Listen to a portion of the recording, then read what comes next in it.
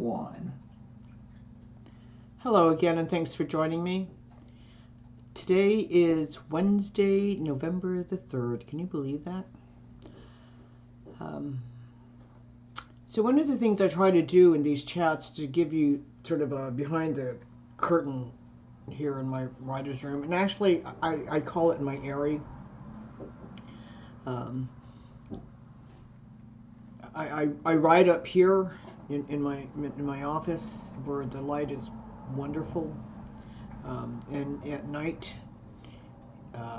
it's just me and the world. I was writing a few nights ago. It was like 4 o'clock in the morning, and I put my head up and I thought, oh, I'm still in Watsonville. I was miles away. That's what writing does to me. So we've talked in the past about how important music, poetry, and other art is to me in my creative process. Remember the winged victory and as an ideal throughout the Walkerville series?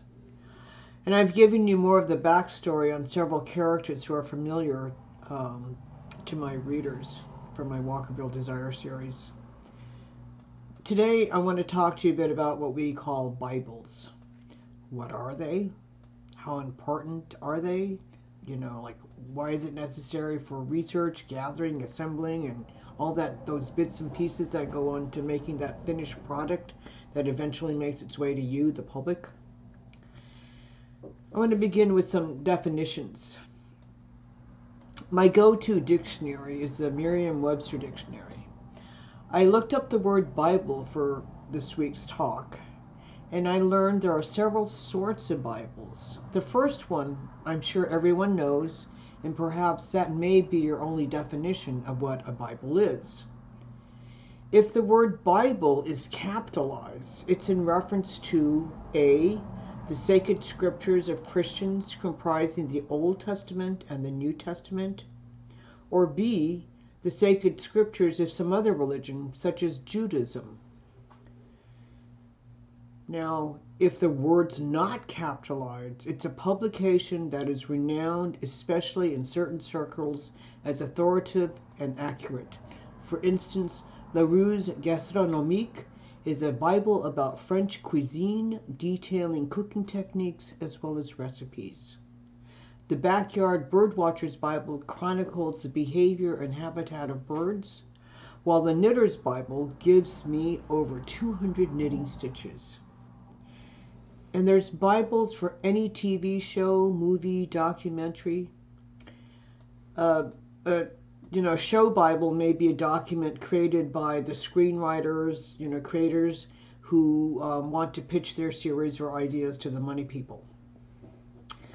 A show Bible outlines all the main points of the program, and basically this Bible is a blueprint for the entire show or movie or series. Think of the continuity girl who has to make sure the actor who's wearing a plaid tie for 3 scenes and then needs to wear a polka dot blue tie in the 4th scene. She's got to keep up with that. That's in the Bible. And the Bible for The Wire, for Peaky Blinders that I mentioned last week. And can you imagine the Bible necessary for all of the Netflix shows? The Bible that I am interested in, and writers are, is what we call book Bibles. We have to retain everything about our books. Each character's backstory, plots, locations, descriptions, weather, family history maybe. Some writers call them primers. Others call them their missives. I used to have a folder called Who We Are, with all the information about my characters, until I realized that I was keeping more information in that category that was, and it wasn't just about my characters. Each writer has our own content that's unique to us. And of course, you can take trainings that cost thousands of dollars on how to use a Bible and the best way to make your Bible work for you so you can sell a bunch of books, etc., etc. There are writers who details every scene they've got complete dossiers on their characters, their birth date, where they went to school, the address, some phone numbers of every house they've ever lived in, how many jobs they've had, what kind of cars they drive, their favorite foods, music, movies, numbers, why they dress a certain way, and how many times a week they wash their hair. I'm organized, but I'm not that organized. When I write a book, I want to know as much as possible about each characters, or as much as they are willing to tell me. And I don't add all that background into the book because it would bog down the narrative. Knowing about the person helps me to write about them as a whole person. And it's really not necessary to put that into the book. One of the things my Bible includes is tons of research. And hardly any of that. You know, if I research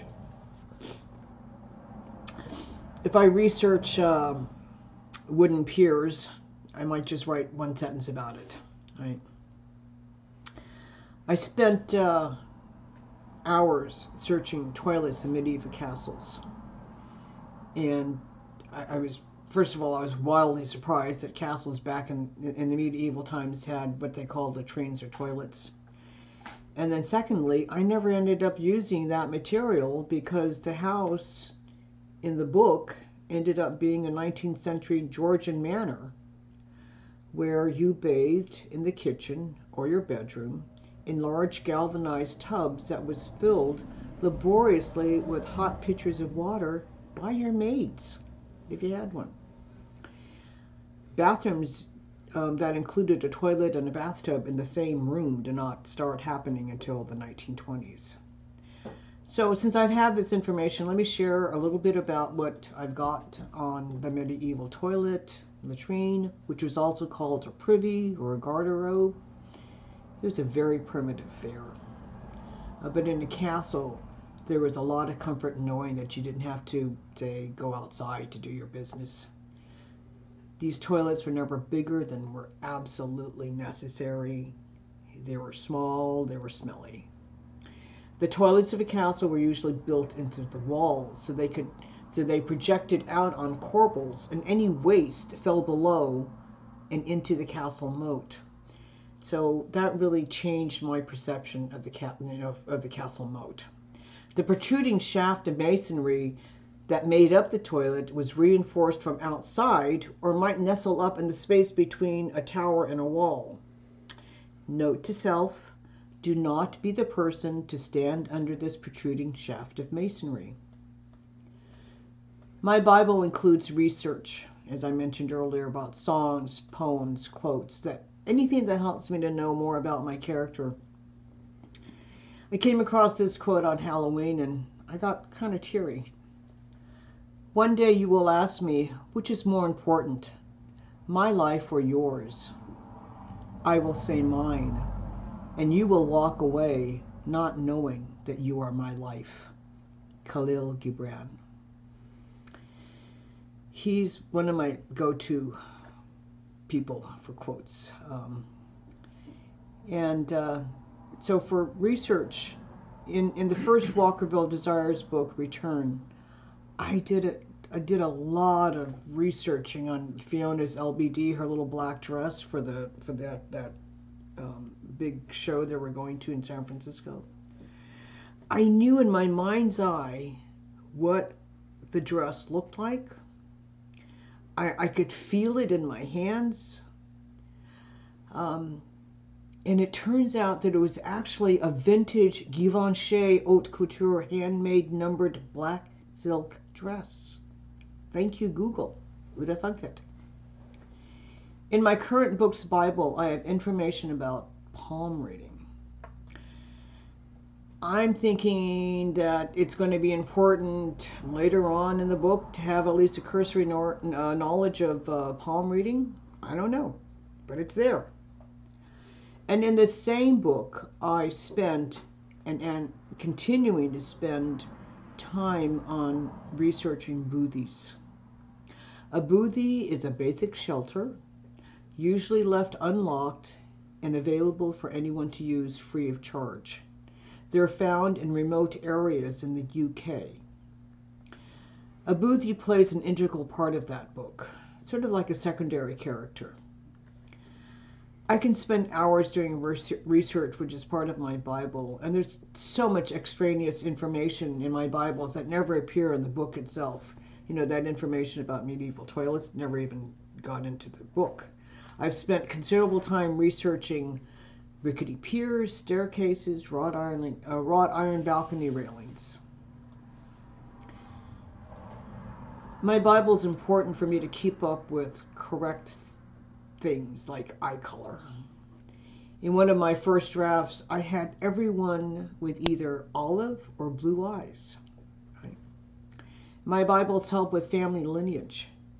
In the Walkerville Desires Book 6, Renaissance, I had to research how many great-great-grandparents did Pa's have since the enforced Japanese relocation camps of World War II.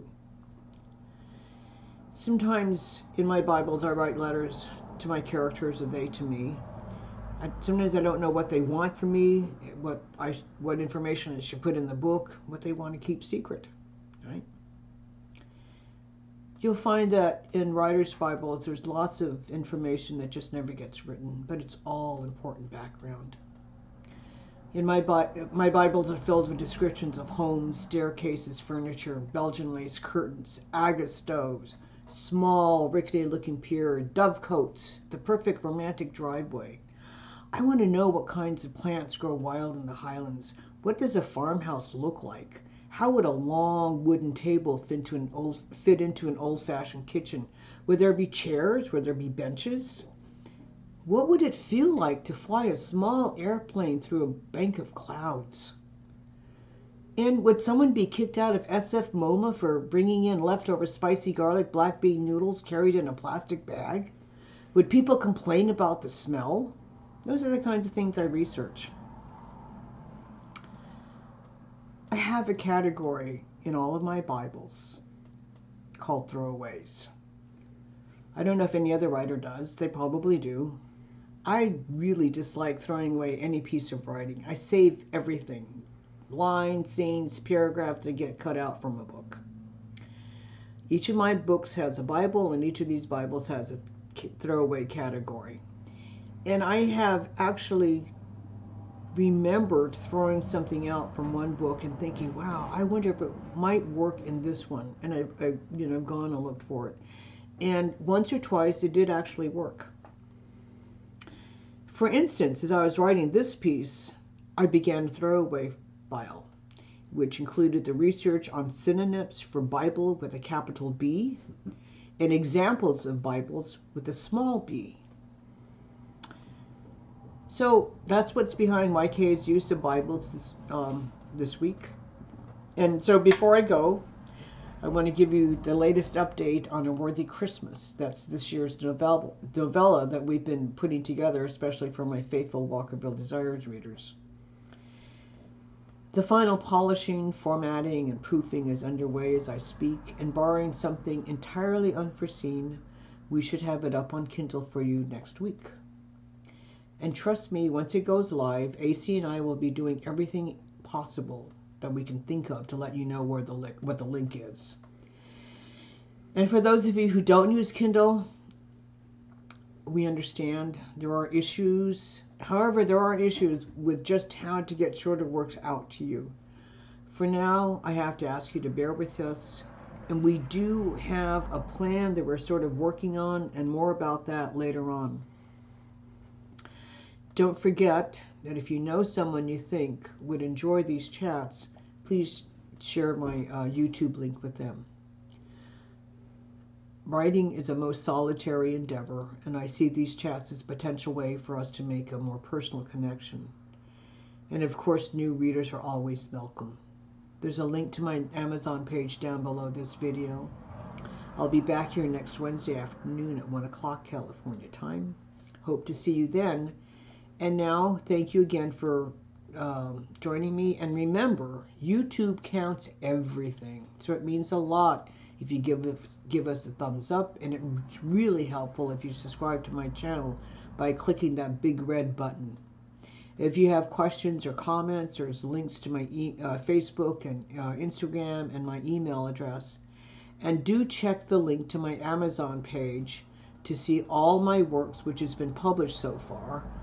And Ace has stolen the little mouse from me. Okay. Bap, bap, bap. Okay.